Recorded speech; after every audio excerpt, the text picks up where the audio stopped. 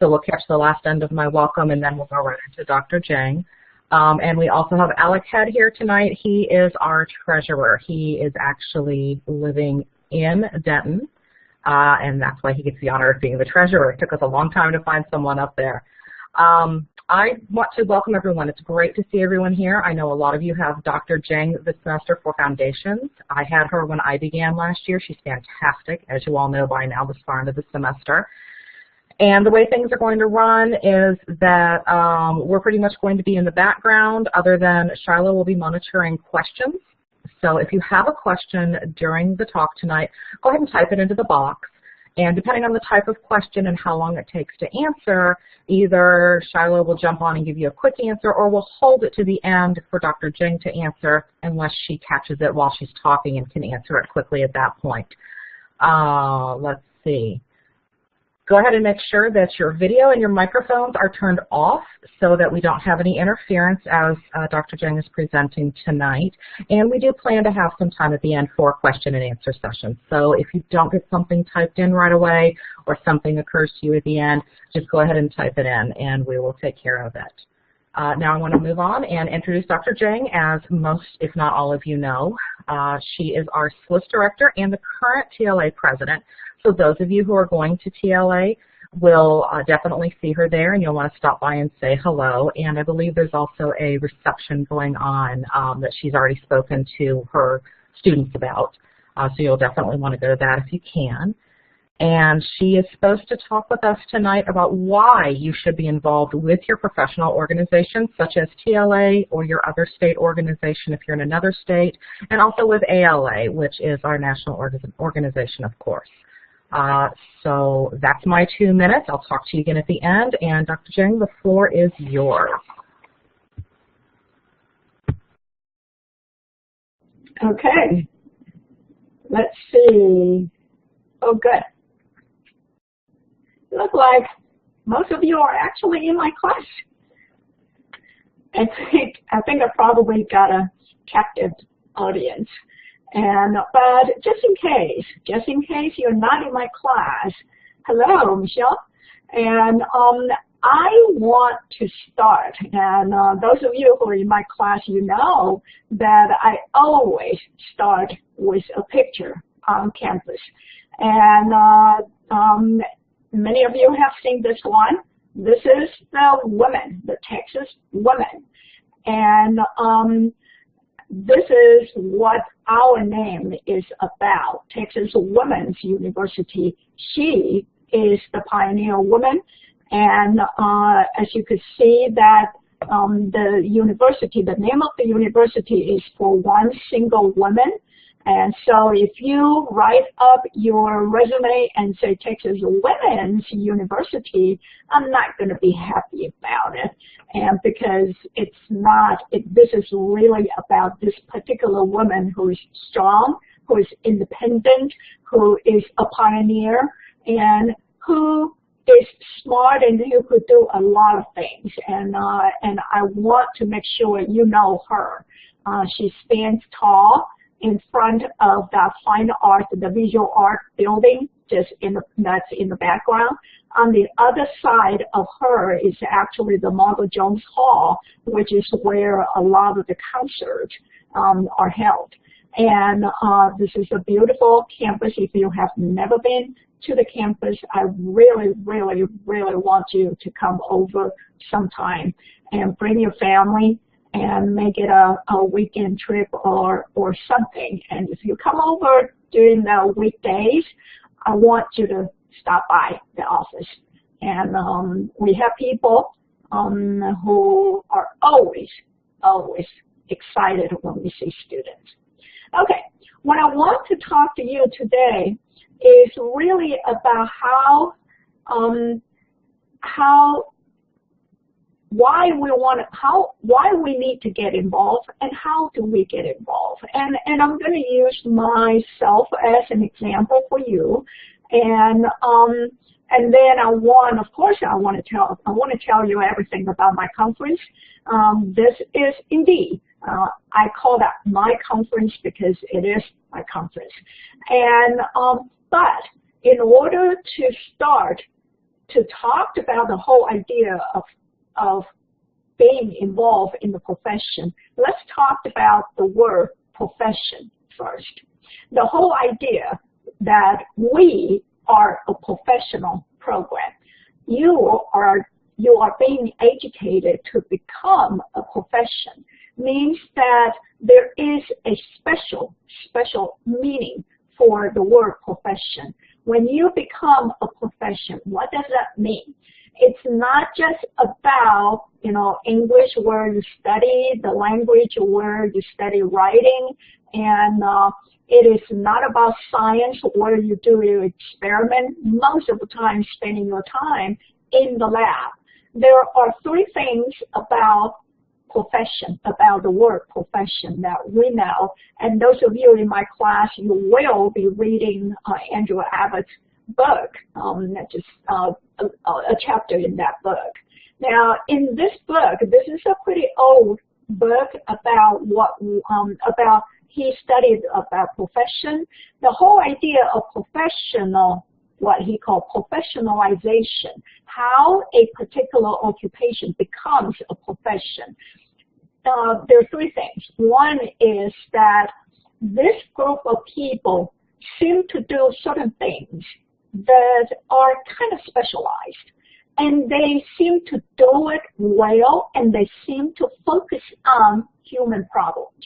And so this group of people who are doing pretty much the same kind of things tend to have the kind of expertise, and they tend to have that mentality of service. And the service mentality is very, very important for anybody who call themselves professionals. And the second thing about profession, about being a professional, is that you do have a corpus of knowledge and skills that other people don't know enough. A lot of times it takes a lot of explanation, and I can tell you that this morning I was talking to somebody in marketing who kept telling me, well, how fast can somebody get you a library science degree? I said, hold on a second. We're not talking about as fast as possible, as quickly as possible. Let's talk about the content. She said, I don't care about the content. I just want to make sure that I can tell people they could get it in 3 months or 12 months. I said, no, I don't want to say that to anybody, because that will be, one, that will be lying. Two, that will be completely unrealistic. And so that's the kind of thing. And she kept wondering, why are you talking about different specialties? And I said, because our students want to know, when they get the degree, what are the opportunities they have. And so that's the kind of thing that I keep trying to explain to people. I'm sure many of you roll your eyes when people ask you, why do you have to get a master's degree just to be a librarian shelving books and checking out books? And it's the same thing. What we want to do is we want to be able to have that jurisdiction. We want to possess that corpus of knowledge and skills that really set us apart from the entire society, from the rest of the society. That's one thing that's very important. Now, the flip side of this, of course, is that it is also up to the people in this profession to safeguard our knowledge and our skills. Because the more you safeguard your professional knowledge and your professional skills, the better you are, the more valuable you are. The third thing that Andrew Abbott talks about, the whole idea of professionalism, and this indeed is one unique feature, unique attribute of any profession, is this whole idea of ethics. And being a professional means that you have a much, much broader, much more universal obligation to really do good for the society. When you talked about ethics, and every time I talked about ethics, I always go back to back in the early 1970s, the Belmont Report, which was actually a commission, the Belmont Commission that came out with the Belmont Report that talks about the ethical treatment of humans. And this, of course, came from the Nuremberg trial when, well, after the Holocaust, and all how people, how Jews and how a lot of the minorities were treated during the war. And this comes from the whole idea that how can we consider what we call good treatment, fair treatment of human beings? There are basically three things: respect, beneficence to others, and justice. These are three very important, really fundamental principles of ethics. Who have the ethics? Who has to conduct ourselves with ethics? The professionals. And so this is a very important part of our job. And we do it not because it's best for us. We do it because we think it's the best for the society. We do it with respect. We do it with others in mind. We do it to lift up those people who are not where we are. So this is one thing I want you to know. The second thing I want you to know is, now you want to be a professional. What does that mean? Well, it means two important things. One, of course, is your education. The other, of course, is your service. And education means two things. One is, well, you take classes. You go to a degree program. You get your degree. And so the academic study is one part of the education. The other part of the education, of course, is in pretty much every profession, there's a way to make sure the education that every single professional gets is actually high quality. Most of the time, we try to credential the professional education by either accreditation or licensing. Now, you all know that the school, our Master of Library Science program and Master of Art in Library Science are actually accredited by American Library Association. We get reviewed every 7 years. That's how the profession is trying to safeguard the credential and the quality of the education that all of you are getting. And then, of course, many of you are in the school librarian certification program that also requires a different thing, and that's called licensing, because you have to actually pass a test. Even though it's called certification, it actually is a license, because if you don't pass the test, or the Texas test, you can't work as a school librarian. So that's really a licensing. Again, it's a safeguard. That's the first thing. That's education. The second thing is about what happened after you get your education. Well, after you get your education, the most important thing is you have to find ways to serve your profession. In other words, to put yourself back into the profession. There are three ways to do it. One is you find a way to contribute to the whole disciplinary knowledge.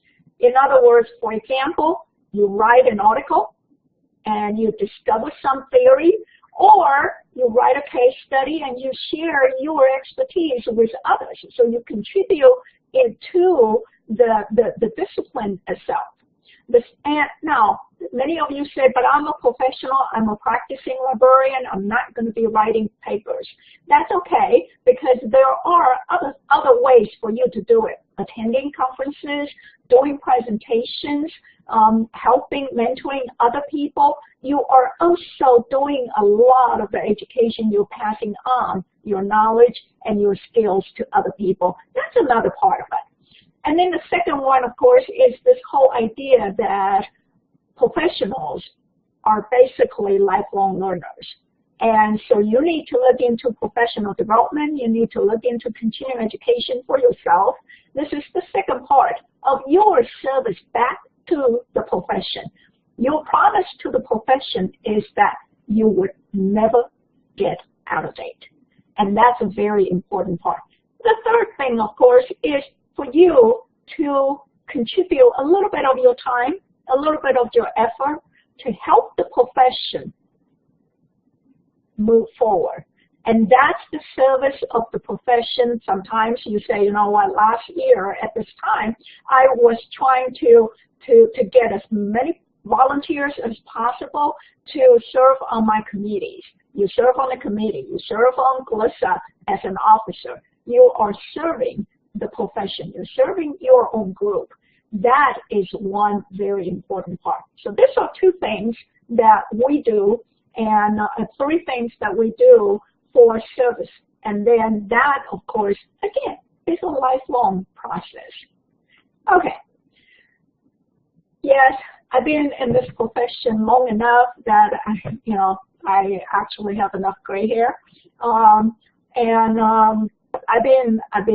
been teaching. I've been in higher education for more than 30 years now, and I have done a lot of services. These are just some of the professional library-related organizations that I have belonged and I have been active. And I started, I was really, really tiny. When I was in Maryland, I joined a small Chinese group, Chinese American librarians group. And then, you know, I was young and I didn't know much. So they said, you know, why don't you do secretary? And so I did the secretary, and I took notes, and I took minutes and that kind of thing. And then later on, I got into ASIST. And I work, I serve on the lease. You know, a lot of times I serve as reviewers for other associations. I became the executive director of Asian Pacific American Librarians Association. That's APALA. That's the one that has the logo that looks like a spider. And now those are the things. And I actually work as the executive director for about 5 years. And so it's a lot. It's a lot of work, and there's different kind of works. Most of the time I was serving on a committee for different things. But when I was in the association, the Asian Pacific American Librarians Association, our association got together with the Chinese American Librarians Association, and we planned a national conference on Asian Pacific American librarians, and that was like in 1999, 2000. I was the co-chair, and that was the first national conference I serve. And so there are a lot of this kind of things. I serve on the Committee on Accreditation, that actually is the body that review our accreditation and re-accredit our programs. And that was really, really rewarding, because I got to know how important it is that each one of you in our classes actually are learning. Not just that you're happy, but you are actually learning. And so those are the things that we do a lot. Now, of all the associations, of course, I want to highlight the Texas Library Association for you. I was looking into my last time when I was doing the GLISA webinar. Turned out that I did the GLISA webinar last year, February 22nd. And so it's pretty much the same year, the same time. And I actually used this particular slide last time. And Texas Library Association is a long-standing association. It was founded in 1902. Last year, we estimated there were about 7,000 members, and we actually had a little bit of decrease of members. So now we're trying to go back to 7,000 members. That's actually a whole lot. And the annual budget is a few $1 million. Now, if you take a look at the Texas Library Association organizational chart, you get all confused, because there's so many different things. There are 4 divisions, 21 roundtables, 2 interest groups, and at this point, we're actually trying to replace the interest group with discussion groups. And so people get all confused. And then, of course, we got an executive board that has 11 people on it. We got a governing council that has about 60 people on it. All of them can vote. And so you want to pass a regulation, something in the bylaw, you need those 60 people to vote, and most of the time you at least need a majority. So it's not an easy process. And 29 different committees. Last year, I appointed more than 250 volunteers onto committees and 3 task force.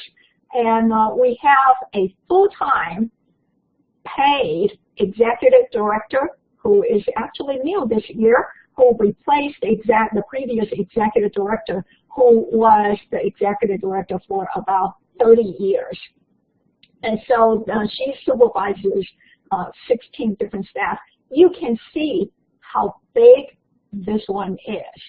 And if you take a look at those of you who are not as familiar with the whole state, you will probably know more about the TLA districts. And many of us live in District 7 or District 5. Some of you live down in the District 4, District 8. And if you take a look at this state map, you can see that because the state is so big, for example, District 1 covers 31 counties. And so even for people in District 1, if they want to have an annual conference, it's a terrible, terrible, difficult thing. And because the planning itself, where do you want to have this conference, is already a big question. And I went to Abilene last September to attend their conference. They actually have about 50, 60 people attending. That was kind of interesting and really very enjoyable. And those of you who are not really involved in the state, who do not have a lot of professional involvement, I would strongly suggest that you look into your own district wherever you live.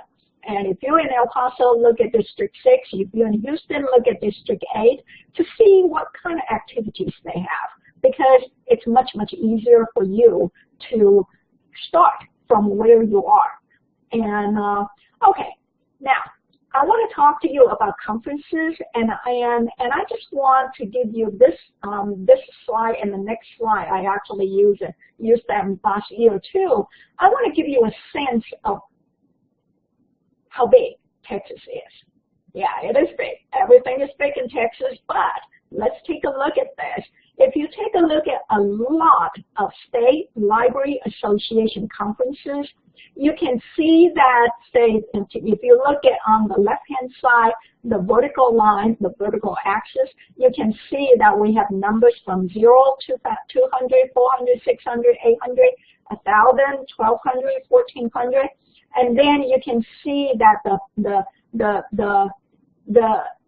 state library association outside of Texas that attract the most conference attendees is California. That's about almost 1,200 people attending their conferences, and so you see that, and then of course you look at Wyoming, Alaska. You know, the annual conferences are about less than 200 people.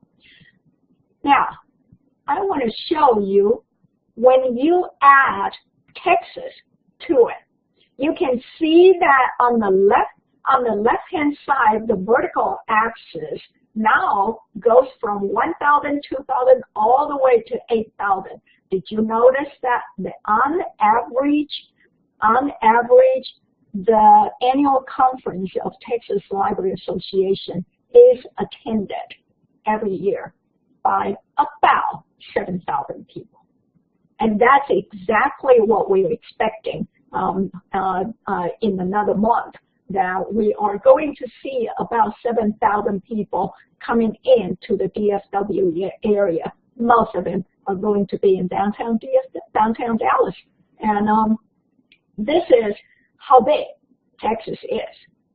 And compared to the American Library Association, The American Library Association annual conference is attended by about 16,000 members, whereas the American Library Association Midwinter Conference, which is almost always either January or February, that is mostly attended by about 10,000 people. This year I was there and they were talking about they may not even go up to 7,000.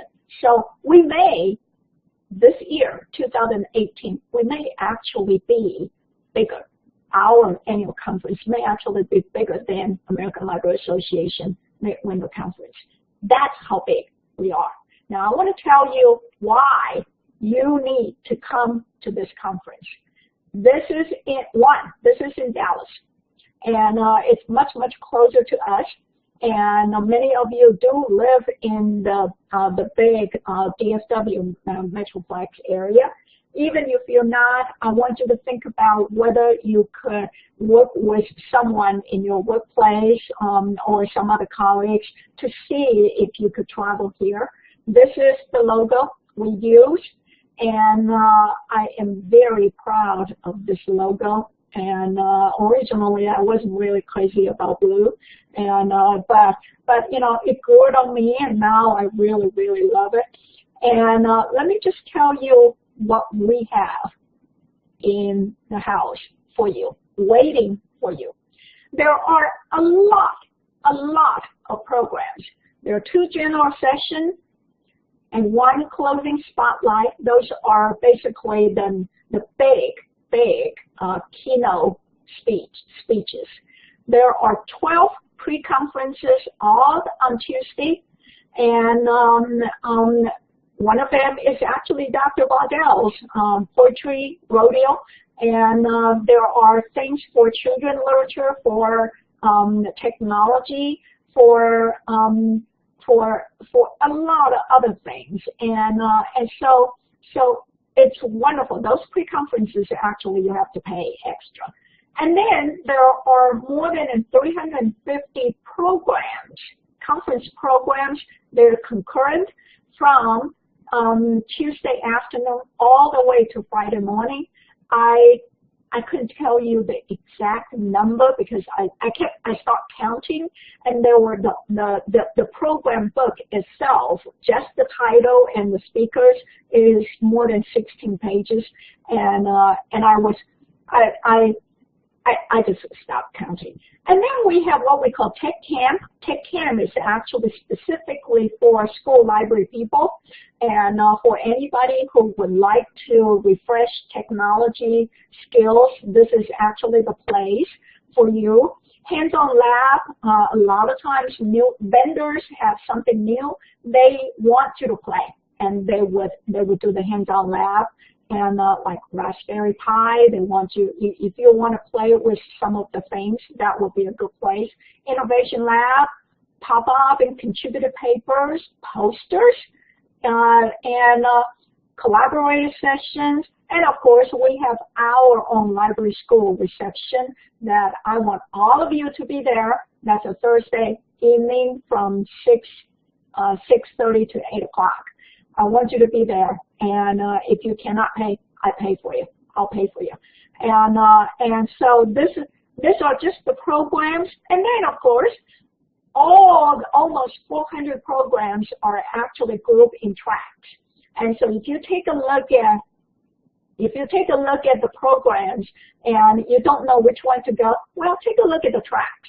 Think about, are you more interested in user services? Are you more interested in literature and authors? Are you interested in collection development or archives, special collection?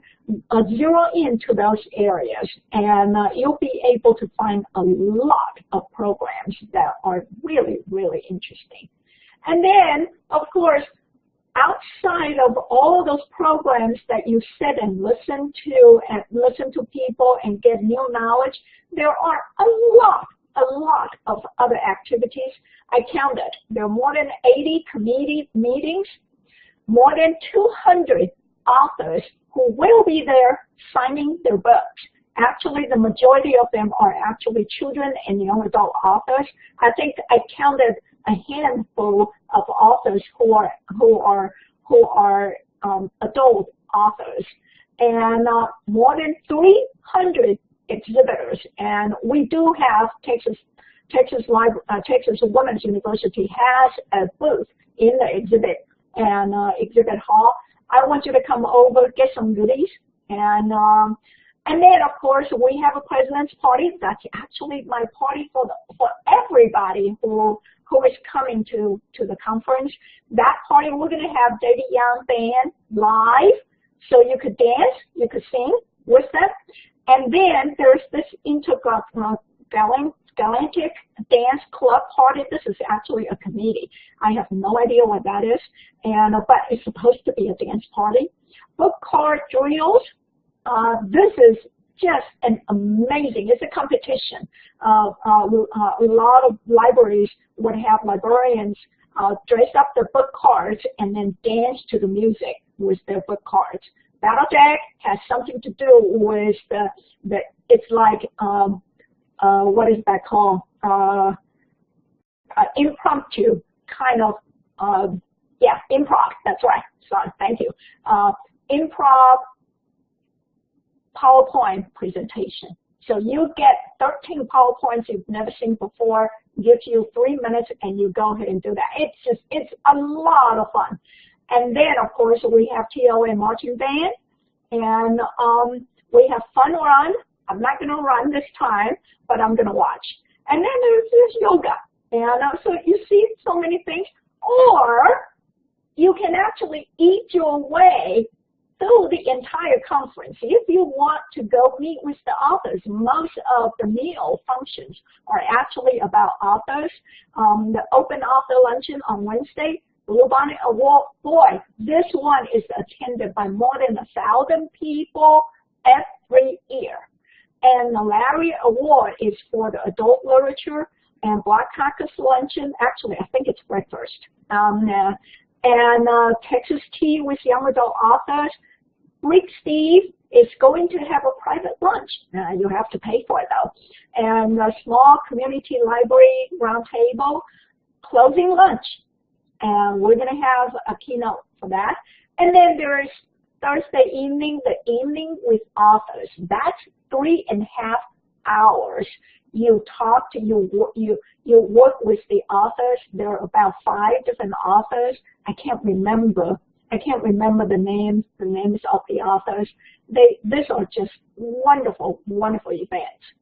And then, of course, the keynote speakers.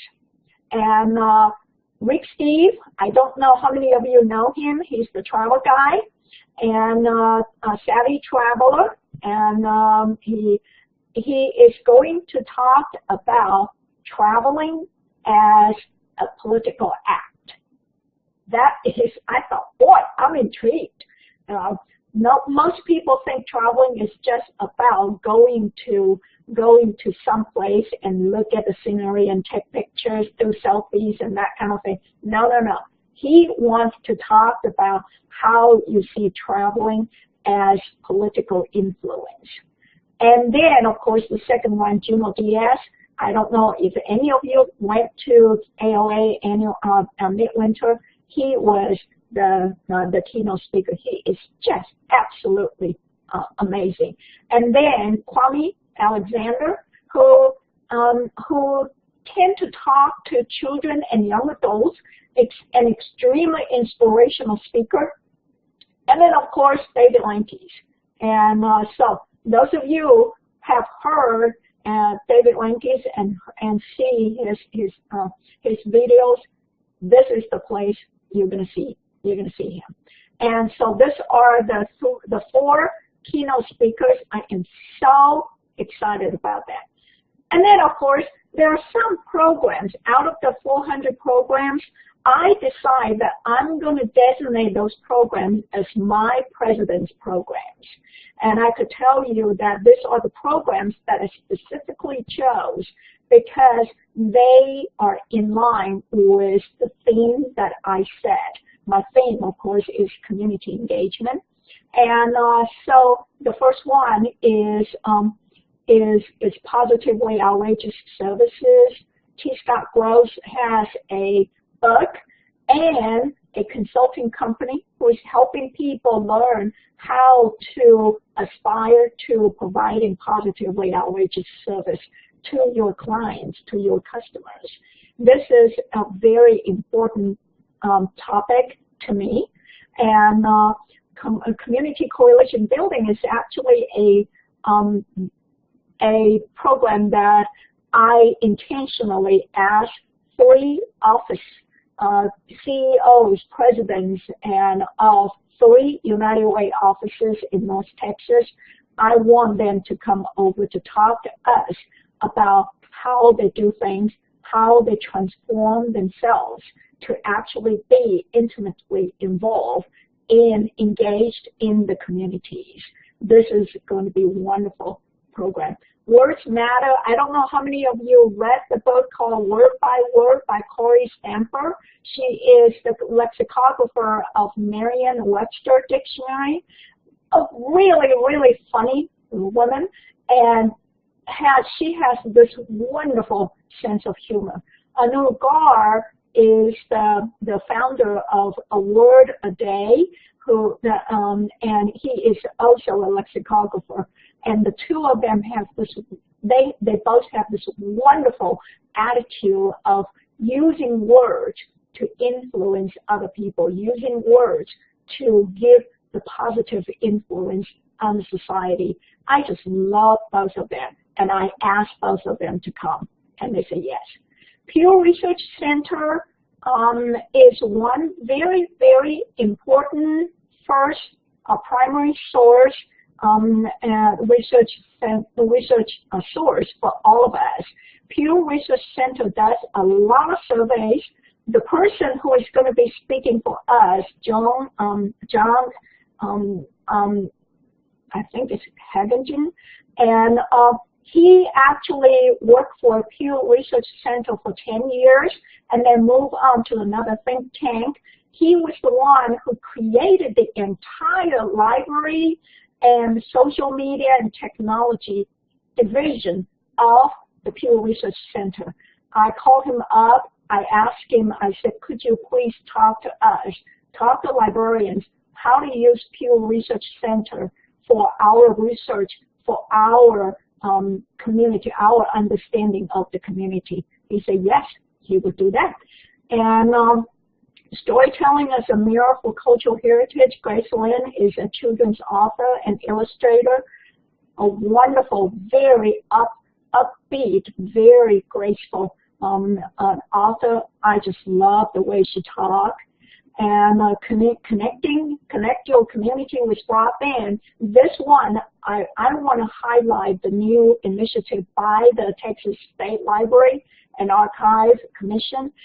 They got a grant from the Congress, from the state, and a $1 million grant to really help public libraries write the right kind of proposal that would get money for E-rate. And this particular program will highlight that particular initiative. The artist and his vessel, you see this vessel on the slide.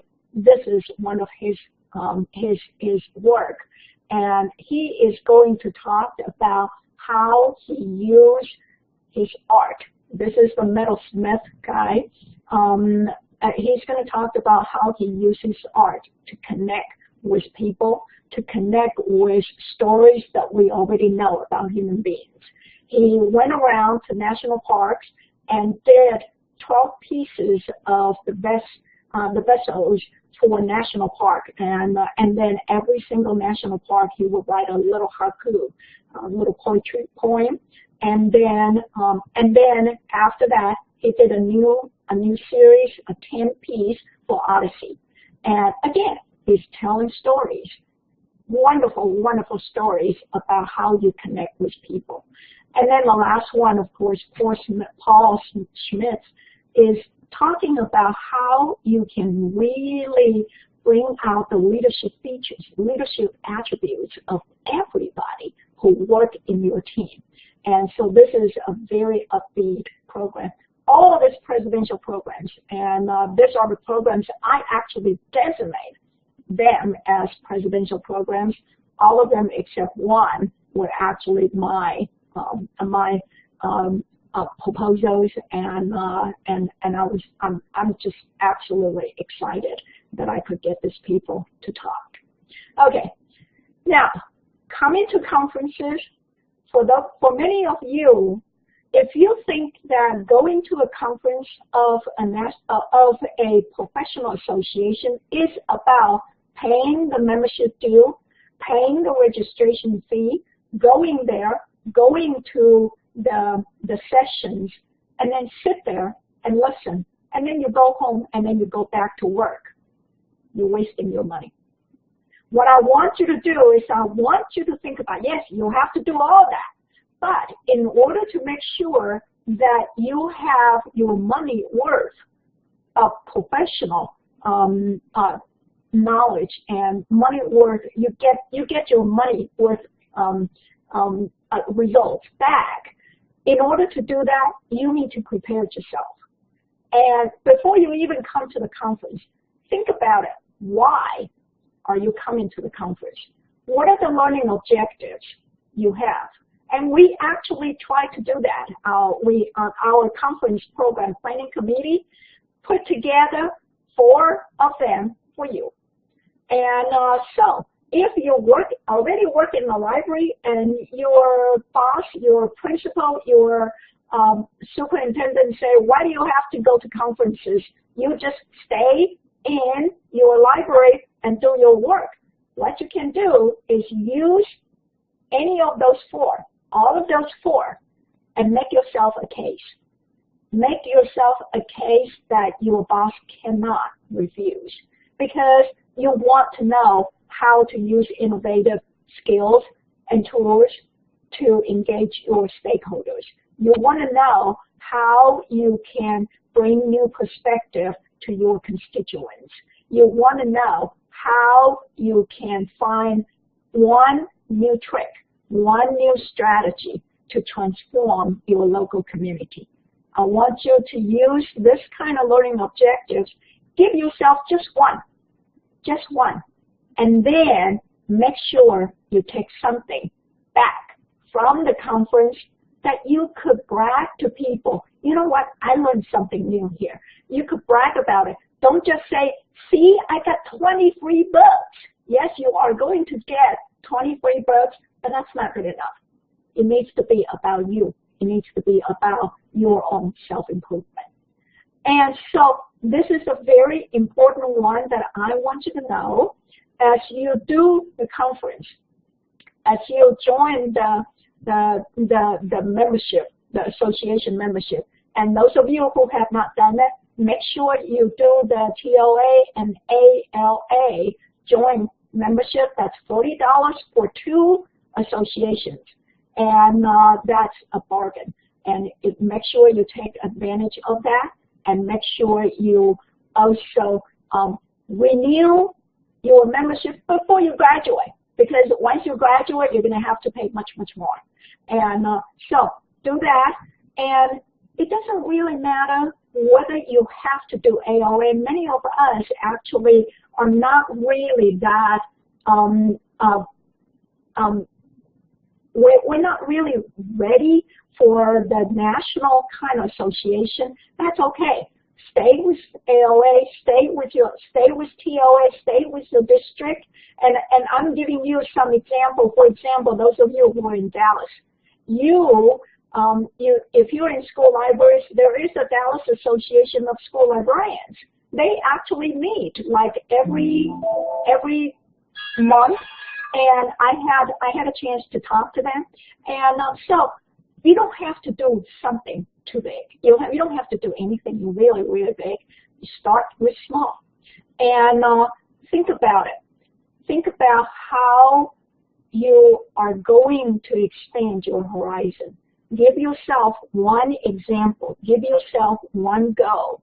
Think about how you can do one thing and maximize your own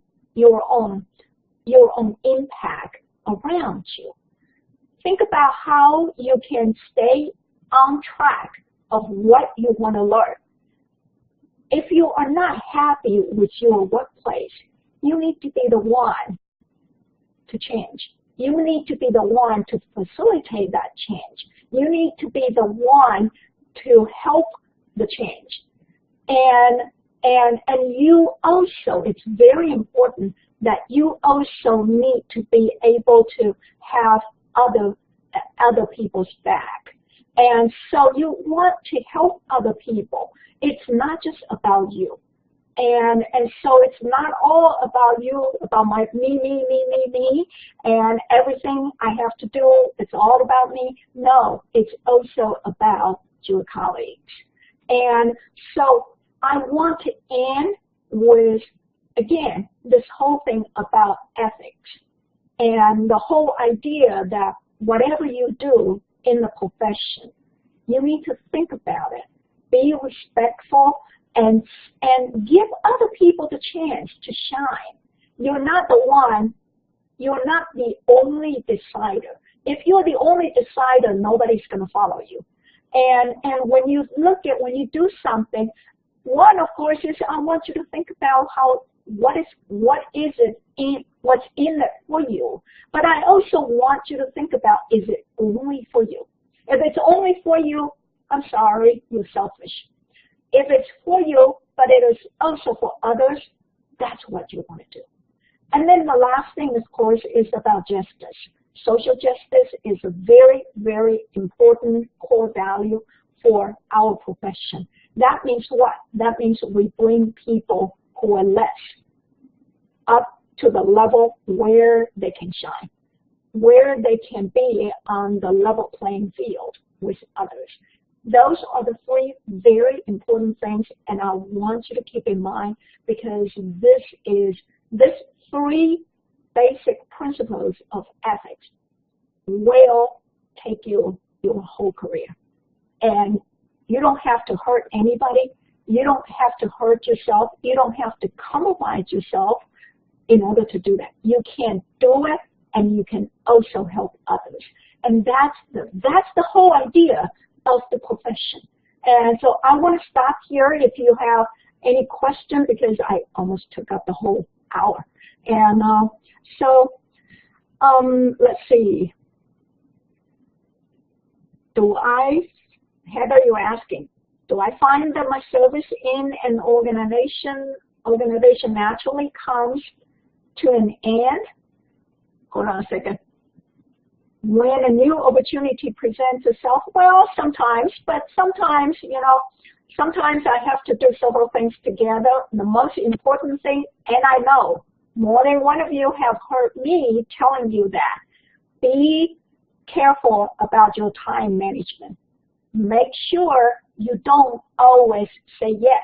The other side of yes, there's another word, and that's no. When you know that you are really reaching your limit and you're not taking care of yourself well anymore, you need to say no. And saying no doesn't mean that you are not doing well. Saying no means, a lot of times, means protecting yourself. And I would have no problem saying no. I would have no problem just telling someone in my office, I said, my door is open, come over anytime. And the person was saying, but you're too busy. I said, you know what? Whether I'm busy or not is actually not really what you can decide. And it's up to you to come to me. It's up to me to tell you, you know what? I got 15 minutes, so let's talk for 15 minutes. That's the kind of thing that you need to do. That's part of your time management. And that doesn't mean you reject everything, but it means that you need to have control so that you are not constantly in crisis and you don't live your life as one crisis after another. Let's see. Is it a good idea to bring business cards for this type of business? Yes, of course. Should students have business cards? Yes. I thought I sent out an email to Cassandra the marketing office, yes, I did. The marketing office has a template for you to do the business card that look really, really professional. Orthographic in Denton is actually authorized to do business cards for students. That doesn't mean they pay for you, of course. You have to pay, but give yourself some business cards, or use the TWU logo, and then do something with, you know, Avery, all those business card templates. You know, go over to Office Depot and get yourself some of those things that you could actually print at home, and make sure you do it. And because anytime, and that's one thing that I told a lot of people, and I said, when I see you, I want you to give me a business card. Because if you tell me, oh no, I don't have it, no. You got to be more savvy than that. You cannot tell me you don't have a business card. Okay.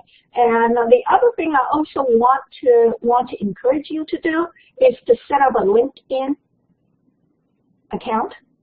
And yeah, LinkedIn is one of those things that only people who don't want to hear anything, don't want to read anything would do.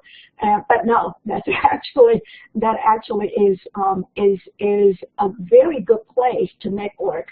A friend of mine described LinkedIn to me recently, and that really convinced me that this is a good tool to use.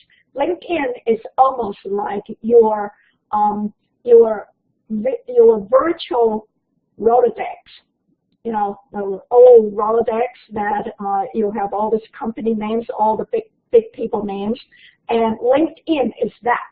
And you have it on your cell phone. So what I do is I go to the exhibit. I went to the exhibit at the Midwinter, and then I met people, and then I went into LinkedIn and looked up this person, and I connect this person.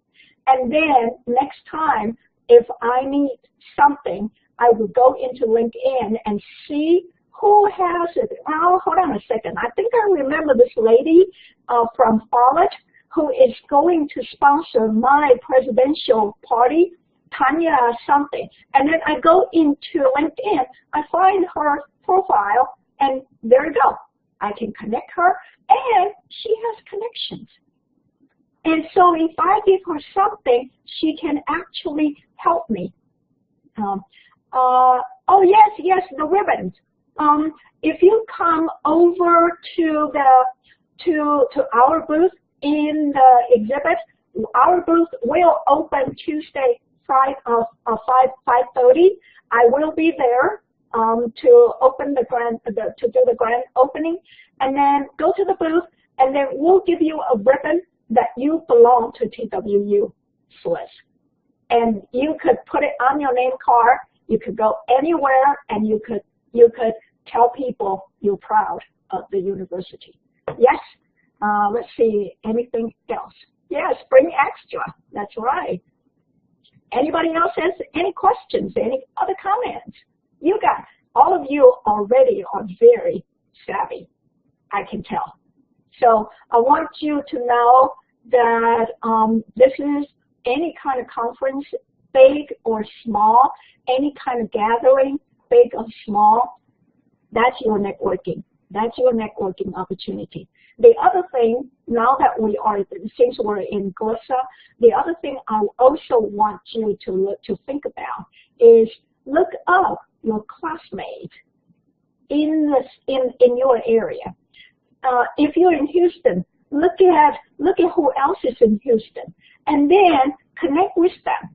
You know, you could text each other. If you're both in Dallas, then connect with each other. I know, it's a big city, but you know, sometimes you might have the chance to get together for coffee, you know, meet at Starbucks or do something together. And I want you to think about it. And several years ago, I tried to get people, GLISA to do what we call almost like the geographical coho. And so if you're all in San Antonio, all the students in San Antonio could actually have a coho.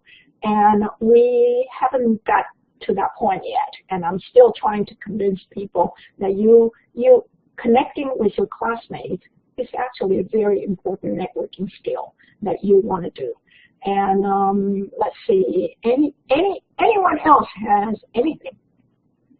Don't forget to apply for GLISA scholarship. Yes, that would help you with your hotel bill. Yes, and I am very pleased how GLISA, all of you, the officers, are working to put more things out. The scholarship and the webinar, you're doing really, really well. Yes, the TLA annual conference is in Dallas. It's going to be in Dallas Convention Center, and some of the activities are going to be in Omni, and I am in Omni, and so I will be staying in Omni. But the booth, the exhibit, and will be in the Dallas Convention Center.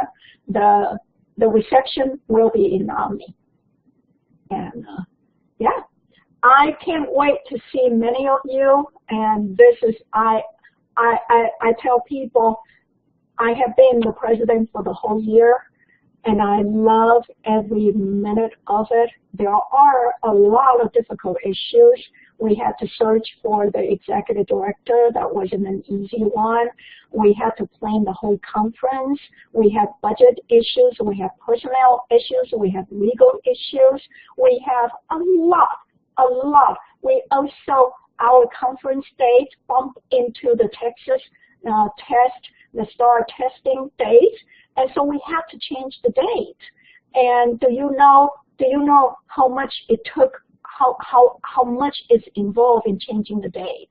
We had to bump 2 other associations out of Dallas Convention Center because they're smaller than us, and so we bumped them, and so Dallas Convention Center gave us a new date, a new week. And then we had to re-sign all the contract with all the 12 hotels. We had to re-sign all the contract with more than 300 exhibitors. And then, of course, a lot of speakers had already promised that they would come to the old dates. Now we have to tell them, we got new dates, can you still come?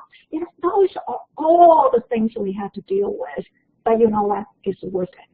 And I am, by the end of the annual conference, I will step down because that's the end of my presidency, and then the president-elect will become the president. I tell people I'm going to be very happy when that moment comes, because I would feel like I've done something good for the whole year. I just finished writing my President's message for the Texas Library Journal for the spring issue. This spring issue will come out during the conference time, and I want you to read that issue. The title of that message is 6 Steps to Practice Community Engagement. And because I want people to be on the ground and really practice on your job and learn a few things that you could actually do every day. And so I think I talked through the whole hour, and I love the opportunity to talk to you. If you have any question, if you have any question about not just GLISA but also your study, anything that your advisor or your instructor do not have all the answer, make sure you call the office, and if I'm in, I will talk to you, and we are here for you. Okay? Excellent, Dr. Jing. That was wonderful. There was so much great information, not only about the conference, but also about why we should be involved. So I very much appreciate you, and I know all of the officers do. We appreciate you opening up our webinar series for us. Well, thank you. I do want to, before we wrap really quickly, if there's no other questions for Dr. Jang, I want to not only thank the officers for all attending tonight, but I want to tell everyone who's in attendance to watch for information on our next webinar, which will be on Monday, March 12th at 8 p.m. And we will hear from Kristen Fournier from Round Rock ISD, and she will be sharing from her experiences promoting the Texas Bluebonnet Award program in her school library and serving on the TLA committee. We will also have a third and final webinar, which will be held in mid to late April after TLA, and that will consist of a panel of current practicum students so that you can have all of your questions answered about what do I do for practicum, how do I find it, what's it been like, tell us, you know, the real deal of how your practicum has been. And we're trying to get representatives from kind of each of the major areas, and we have 2 areas covered, so we're looking to see if we can cover the other 3. And then lastly, I would like to remind each of you to apply for the GLISA scholarship. There are actually 2 scholarships, and one will help you attend TLA if you're in Texas and attending TLA. If you live in Oklahoma or Louisiana or Connecticut and you have an annual conference there you would like to attend, the monies can also be used for that. And then we have a second separate scholarship with that to attend ALA in New Orleans for this year. And all of that information should be on the Blackboard GLISA tab. And if you can't find it, or if you're not a GLISA member, go ahead and contact any one of the officers, and we will help you become a member and find that scholarship information. So that's all we have for tonight. We thank you very much. And again, thank you for your time, Dr. Jang. It was wonderfully informative. We appreciate it. Thank you. Good night.